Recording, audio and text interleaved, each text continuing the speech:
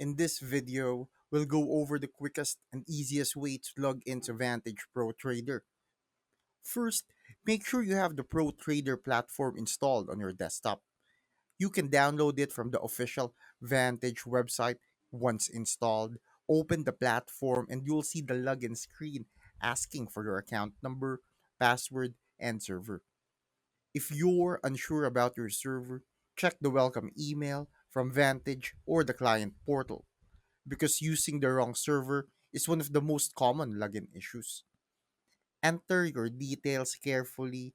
After that, click log in and wait for the platform to connect. Sometimes it may take a few seconds depending on your internet speed. If you run into any connection errors, try switching from Wi Fi to mobile data or vice versa, or check that your firewall isn't blocking the platform. Another tip: if you've updated your password recently, make sure it matches exactly what's in your client portal.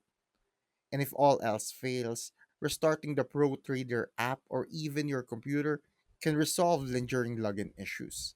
Thanks for watching. Make sure to subscribe for more useful content.